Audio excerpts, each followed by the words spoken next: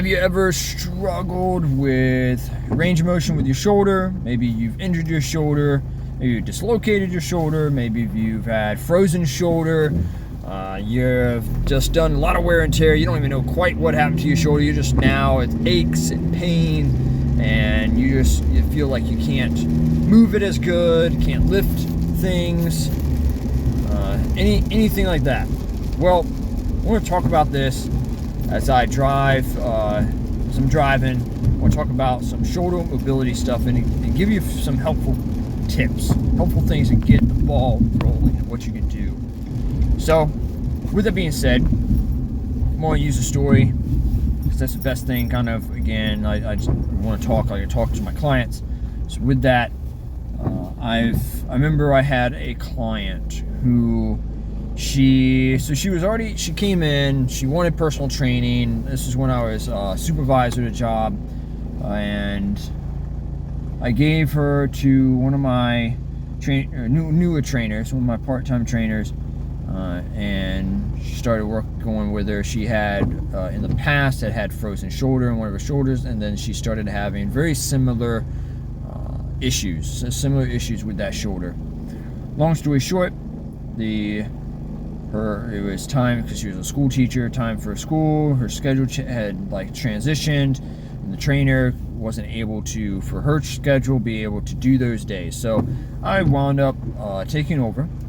This client still was having some issues with the shoulder and everything, and so we wound up focusing on pretty heavily, at least because at the time, since she's a school teacher, she transitioned to where she only could train Saturdays. So only Saturdays.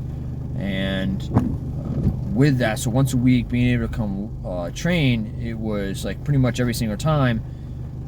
I treated it very similar like what you would have with physical therapy, in the sense that, okay, we're going to hit and target, at least our main piece is going to be that shoulder. So we really focused on mobility and opening up that shoulder. So if you're going like, okay, maybe I have shoulder issues, or maybe you're somebody with shoulder issues, you're wondering what the heck is frozen shoulder, because now he's just randomly throwing out things. So that's not necessarily the scientific name, that's just a lot of people will just dub it as frozen shoulder. It literally feels like your shoulder is frozen, like it won't move, or to some degree to that matter, like it feels like there's just like things in the way, it won't budge, frozen in place, right? So started opening up, shoulder started to move a whole lot better, and then from there, building the mobility back, or building the ability to move the arm, I should say, we were able to go into strengthening. Flash forward, this client has been with me for quite some time now, and able to be a few years into it now. Yeah, shoulder working really well. Every now and then, of course, I'll ask the question, but shoulder's working well, being able to do pretty much all different kinds of strength training movements with the upper body, and being able to just have that full range of motion is awesome. So I'm going to use that as a catalyst. I've also had other clients who've come in and they've had different shoulder mobility issues and different mechanics, which is another conversation. But let's talk about specifically to frozen shoulder, or to having that lack of range of motion, because some of the things that you do with a person with frozen shoulder, you can pretty much use some of the different protocols to help with if you have other shoulder mobility issues. So, number one, remember that your situation is going to be different than other people's, but these principles typically can work. So don't expect it to happen at similar time speed. Oh, that person improved in 3 months, that means I can improve in 3 months. Not necessarily. So it depends on, one, how serious or how far into it is your lack of range of motion and stiffness. How far into it are you? How much work are you willing to put in? And how much work are you able to put in? Because it's different. Willing to, like, you can easily be like clients I remember having, it's like, oh, I can do 5 days a week. I'm ready to hit that goal. Like, you're willing to do 5. What's your feasible actual ability to do every week is more maybe a lot of times people like 2 or 3 times a week, right? Or 10-15 minutes a day versus an hour a day. So with that, I'm going over some bumps, so I'm trying to keep my phone up. Buy a freaking thing to hold my phone up. So with that, the shoulder, don't expect it to be something that happens overnight. Again, it didn't happen overnight for you to get your shoulder like that, unless of course you had some serious like car accident or freak accident. But it takes time, so know that. And from there, if you're willing to put in the work, put in the hard work, because anything really worth doing, it's going to take effort, and it's going to take getting out of your comfort zone. So the first thing is to open it up and get that shoulder mobility going. So I'm just going to give you a few like starting exercises or starting points that you can do. And of course, since I'm on a small screen, the phone, I may throw it up. You may see it rolling, maybe with some demos in the corner or something while I'm doing this, or while I'm talking, and I'll try to elaborate it as good as I can. But one thing is definitely doing some shoulder pendulums, some people call them, or hanging arm circles. So you're just going to pretty much, hold on to something. You're going to bend over a little bit. You're going to hold on to something with the non-affected arm, like brace or anything, like a table, a wall, or a railing, whatever you have available. And then the affected arm, you're just going to let hang. And you want to try to allow the shoulder just to kind of like almost feel like you're taking the socket, the shoulder socket, or the humeral head, if you want to go scientific here. And it's almost like you're trying to drop it out of position. So just let your arm hang, just dangle it. And at first you're just going to kind of move your torso in a clockwise fashion. So you're going to move your torso in clockwise fashion pretty slowly, little circles, to where your torso is getting your arm to move. So again, you're not moving your arm per se. You're not attempting to move your arm like I am at the moment with my hand here. You're just going to let your torso be able to move it. You're going to go clockwise for a certain amount, typically 10-20 reps, and then you're going to go counterclockwise 10-20 reps. And then you can progress that, just like pretty much any other form of exercise or mobility specific exercise. You're going to progress that to you can hold like a small weight. Now that pendulum is being grounded or anchored with a small weight in your hand. Then you could slowly progress it to where now the shoulder or the arm, the torso is remaining still. But the arm is now doing the movement. Or in other words, the shoulder is now doing the movement. Still, again, you're letting it dead hang so that you get that, that to drop a little bit. And allow the shoulder now to do the movement of clockwise, small circles clockwise, small circles counterclockwise, to really open the joint. And again, this is slowly over time. I can't tell you a time frame.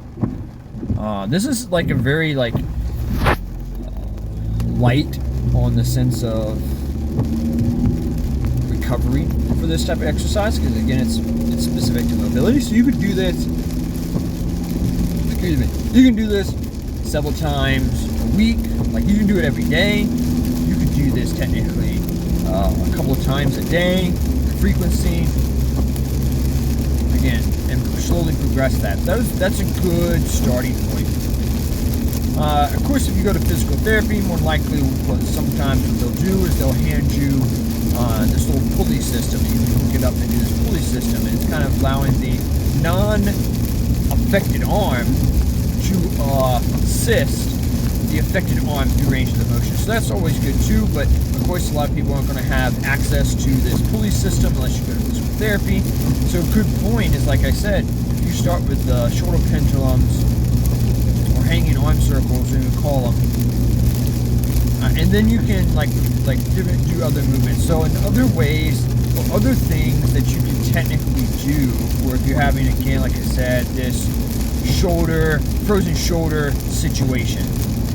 So something to kind of start off with is you can, again, you can progress this from the previous exercise that was mentioned, or you can add this to the exercise as an addition.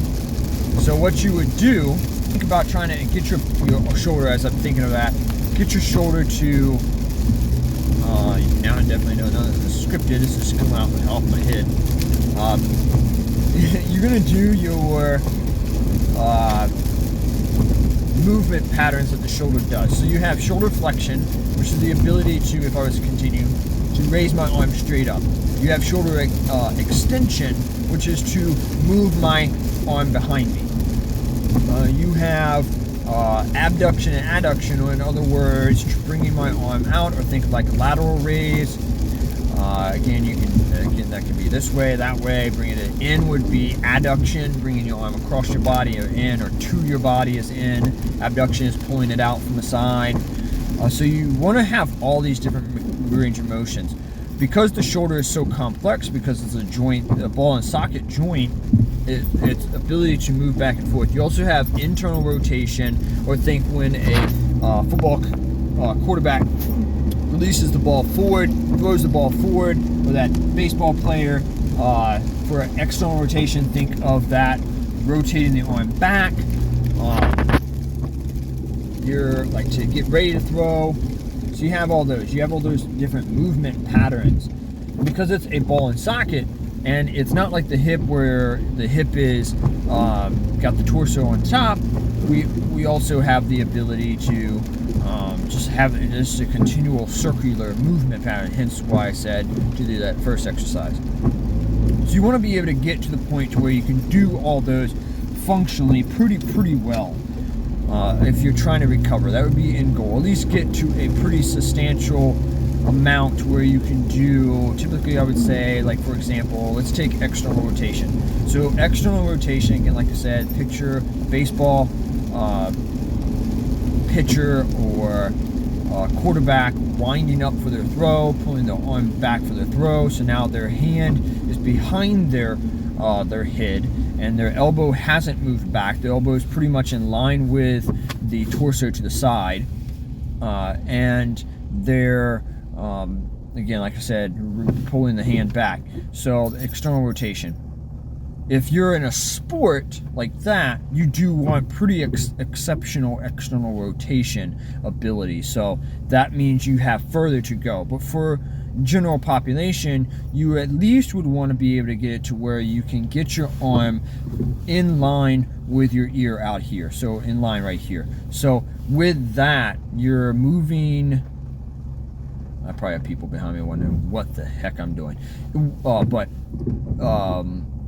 You're moving your arm far enough back to where you can get it to where that's enough external rotation for most people, because then you're able to extend up right into an overhead press position. So, and if you're wondering okay, so let's think of some basic movement patterns that this would be very beneficial for. So being able to pull a box off of a high shelf, or put a box on a high shelf, so being able to go overhead.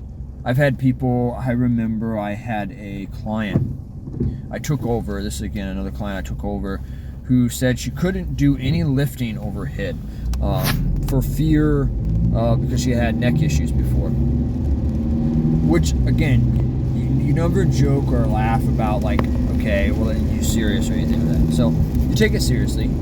You try to find out and figure out different things. But again, these are basic mechanics. If we don't strengthen that movement pattern, we are going to, our bodies will adapt to go, okay, I don't really use it, so I don't need it.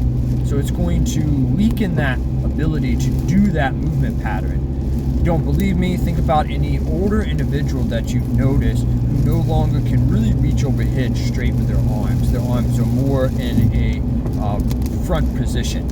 We've lost that ability to do something that is very functional, being able to lift our head over, our arms straight over our head. Think of if you're traveling and you're in a plane and you need to put your luggage into the overhead compartment. You need enough strength to be able to do that. So that's overhead. So that's that. Obviously, you're probably thinking, well, I'm not going to be no baseball player, or football player, so I don't need that external rotation. Well, like I said, being able to get that arm into that position will help you be able to do overhead as well, that external rotation. Internal rotation, again, because that's kind of like, think of external and internal rotation, the opposed opposites. They also, if you have lack on one, it's going to negatively affect eventually the opposed opposite as well. So you do want to be able to have that range of motion internally as well, being able to pick something up in front of you, like say your child or your grandchild, or let's say you're just like in that box. I need to rotate and put my hand, let's say it has handles, let's say it's a crate. I need to rotate my shoulder internally so I can grab the handles and be able to hold that position pretty well. So internal rotation of the shoulder. So that's just an example of those movement patterns. You're thinking, where am I going to swing my arm out, right? If you can go, oh, I'm not going to be doing jumping jacks anytime soon. Okay, cool. But having the ability to move your arm, abducting it away from you. So let's say I'm in the car, something goes to fall over here, I can quickly move my arm out this direction and grab it. Or adducting, pulling it in, being able to pull it in. So say you're a child, grandchild, whoever steps out into the street while you're on the sidewalk, you need to be able to grab and pull in to you. So that's again another, you think, okay, when am I ever going to need it? These are patterns that we want to be able to have, and you want to have that shoulder ability to do so, to do these movement patterns. So with that being said, there's reasons why to focus on various different movements and various different exercises, and hence why strengthening it and doing mobility work and doing strength training is going to be immensely beneficial. So if we're going to work all the different ranges of motion, we're going to need to focus on, again, getting that, being able to get that range of motion back. So obviously different things can cause it. A lot of people are going to wonder, okay, how did this frozen shoulder happen? It definitely did not happen overnight. With frozen shoulder, there could be several different things that could contribute to it, but most of the time, it's just simply the multiple different things stacked up on top of each other that had happened to reduce that range of motion of the shoulder and cause this frozen shoulder, cause your shoulder stiffness and inability to move through things, whether it was traumatic, multiple traumatic injuries, minor injuries, so wide array of those things that could be, to maybe continuously performing movement patterns in a certain way and your body just starts to limit the other movements, limiting your ability to do various different tasks. And then of course you can just do movement patterns in an improper way for you mechanically, or for that shoulder, depending on how big or small your shoulder capsule is. Without going into specifics for certain people, it can be a wide array, like I said, that could cause it. So you could have to, again, kind of go through that with your doctor, go through that with a physical therapist, and be able to kind of assess and figure that out. But some of the things that you want to be able to do is, again, get back all the different ranges of motion, and then not just get back those ranges of motion, because it doesn't just stop there. That's why a lot of times you get people who are like, oh, I went to physical therapy, it didn't work. Okay, what didn't work? Well, after I finished, I was great. And they stopped. They stopped doing the things, and then their shoulder in this case, got worse or came back, same patterns of the same thing of if somebody's trying to keep weight off. They're like, oh, the weight loss didn't work. Well, what did you do afterwards? So it's not that it didn't necessarily work. You have to put in the work continuously to do so. Now, similar to building muscle mass, it will take less work to keep it than it does to get there. So let's first talk about getting there. As I mentioned before, we already have the building block exercise, or at least 2 building block exercises that you could do. So with that, you want to continue this building of mobility. So we can do stretches. You don't want to just think of, oh, let me throw my arm across my body, because a lot of times with frozen shoulder, potentially you can't even get your arm across your body, or depending on the limits of that individual. So you want to take, let's say, you could take a towel, something that is pretty like smooth that you can move across, and you're going to place yourself pretty close to the wall, or a wall, anything that's again like a wall. And then you're going to place that towel and you're going to try to slide it in a vertical pattern up. You want to start being away from the wall a little bit, and you want to slowly slide this towel vertically up and slowly slide this towel down. The goal is to eventually, no matter how far away you are from the wall at the beginning or how short of a range of motion that you can move your arm, you want to get to the point to where you're standing up against the wall and you're able to press straight up against the wall. That would be the goal. That is slowly getting the flexion back into the shoulder, or again, the ability to press upwards and have flexion of the shoulder as well.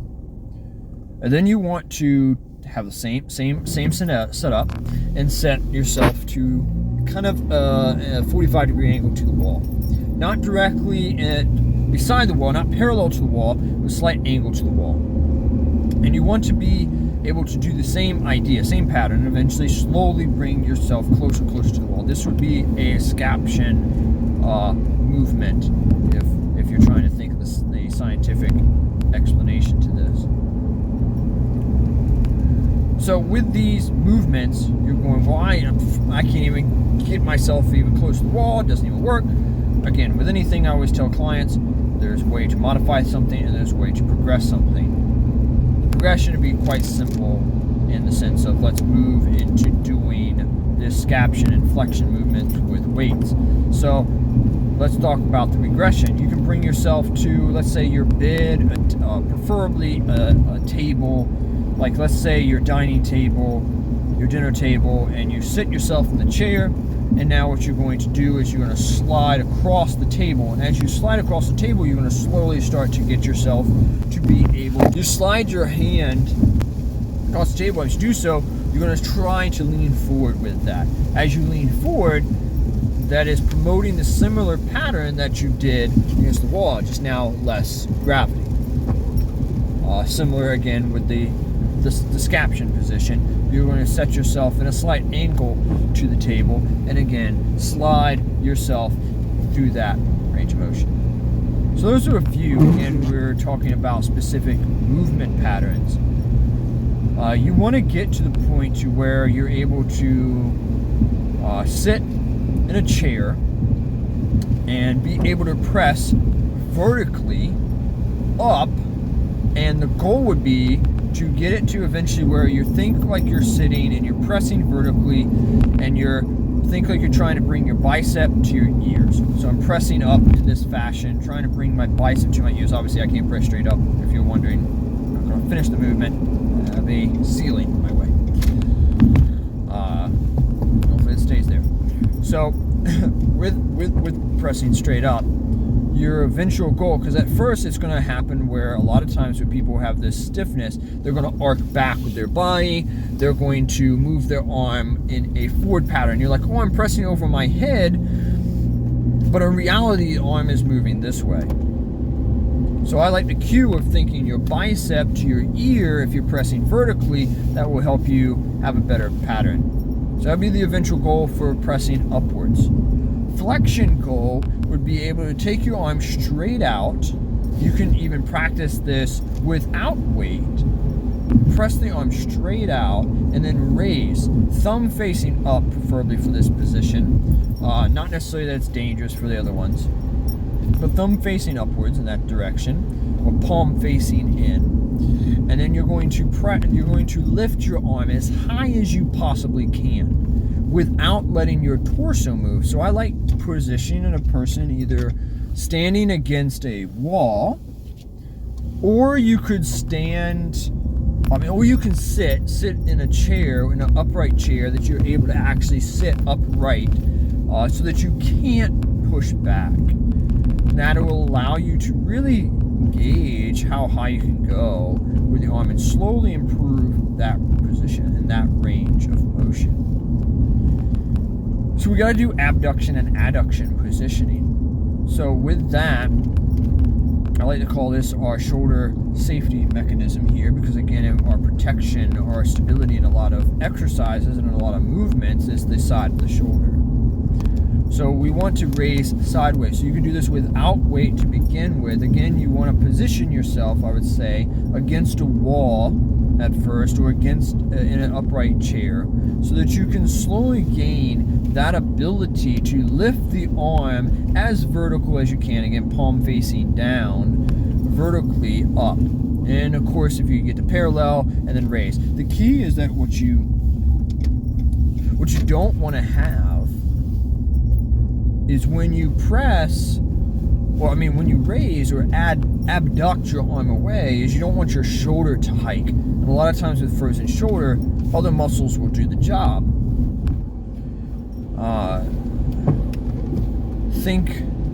Think of the body's just is adapting to do the job regardless of what it takes.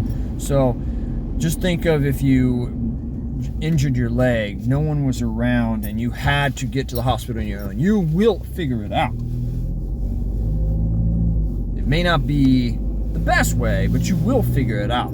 So your body's doing the same thing to raise the arm. So the key is to keep the shoulder down, or keep the shoulder away from the ears, and to be able to go up and practice that as you engage and improve that movement. So those are just a few simple ways to start moving the ball in the right direction if you're dealing with frozen shoulder or those type of symptoms where you're having lack of movement. So try to give that a try, let me know how it goes.